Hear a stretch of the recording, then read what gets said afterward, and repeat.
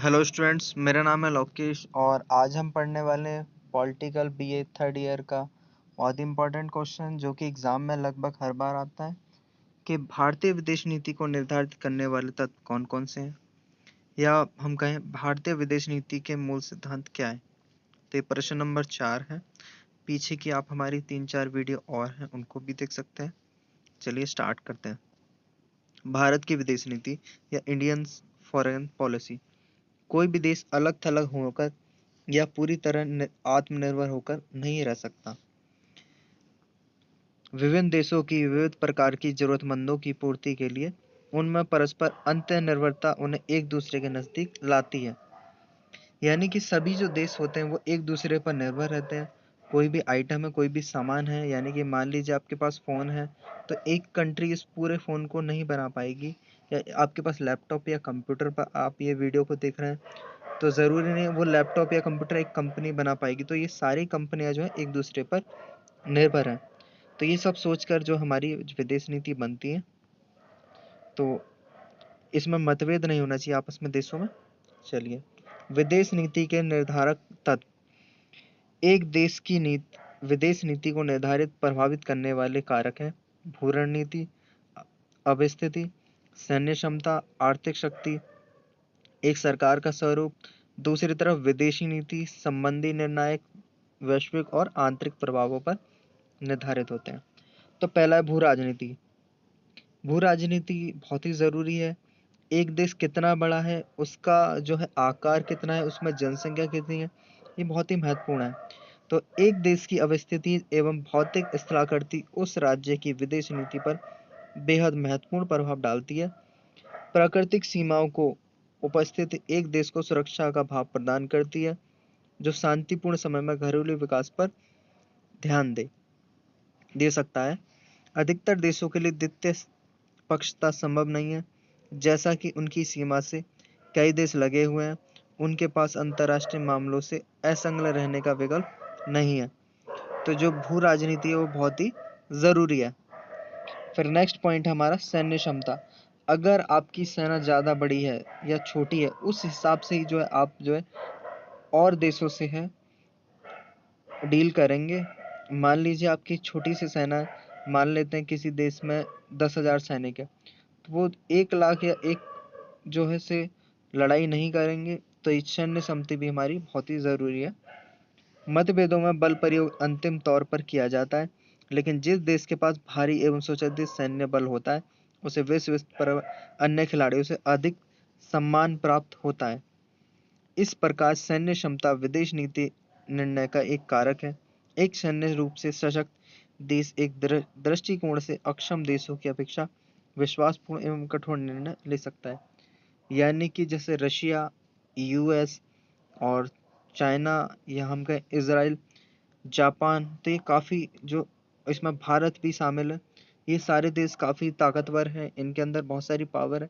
तो इनसे टकराने के बारे में इतनी जल्दी कोई सोचता नहीं है, क्योंकि इनके पास जो है अच्छा जो है एक निर्णय लेने की जो है क्षमता है। नेक्स्ट बात करते हैं आर्थिक शक्ति। अगर कोई देश गरीब है तो वो किस प्रकार किसी देश से लड़ सकता है, तो वो पॉसिबल है ही नहीं। तो आर्थिक शक्ति, आज पूर्व की अपेक्षा आर्थिक प्रगति का स्तर एक देश को विदेश नीति निर्धारित करने में बेहद प्रभावशाली है। आज कोई देश बेहद कमजोर अपनी सैन्य क्षमता की वजह से नहीं, अपितु तो आर्थिक कमजोरी के कारण कहा या माना जाता है। यानी कि अगर हम कहें कि सिर्फ सैन्य कम है तो वो कमजोर है, ऐसा नहीं है।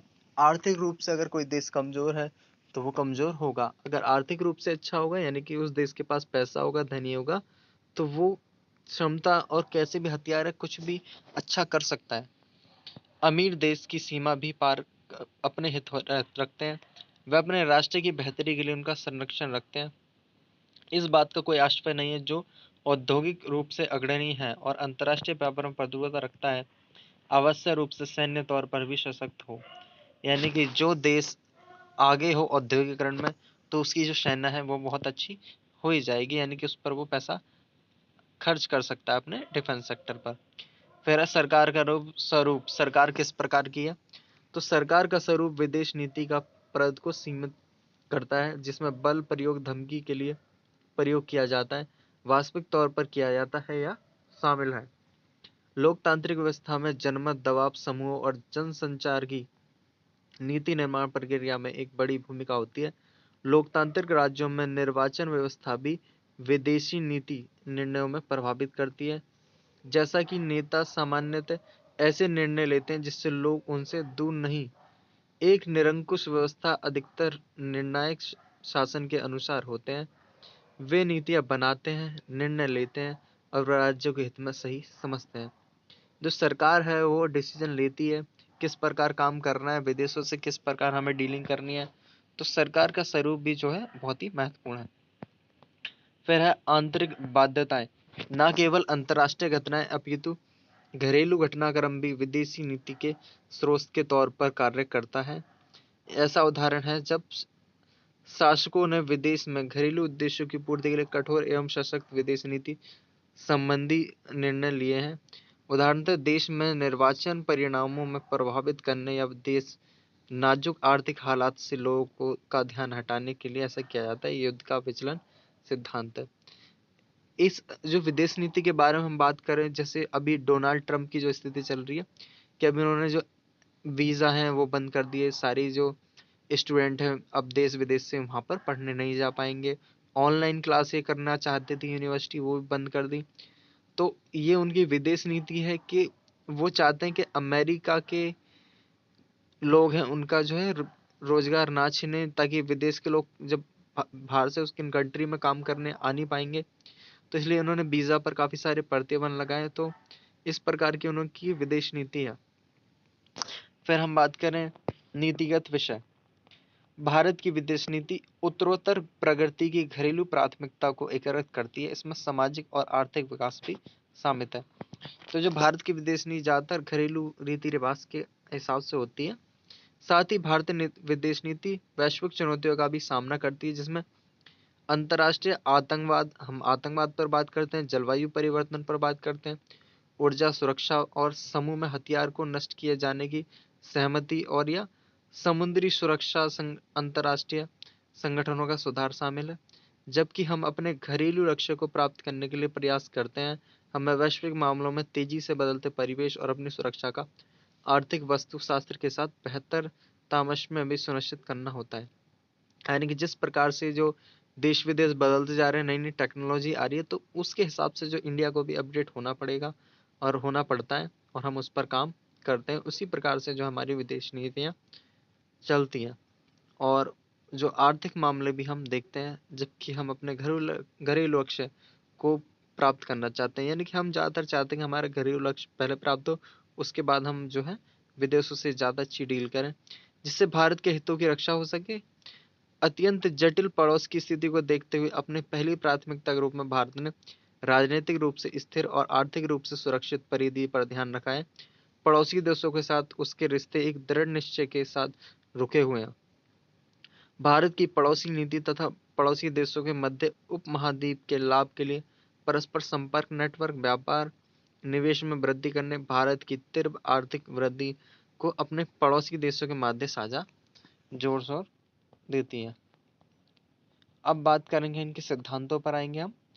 ये थी हमारा जो पहला हमने स्टार्टिंग में जो पार्ट पढ़ा था, वो था हमारे कि भारतीय विदेश नीति को कौन कौन से कारक हैं जो निर्धारित करते हैं, यानी कि किस चीज पर जो है हमारी भारतीय विदेश नीति चलती है।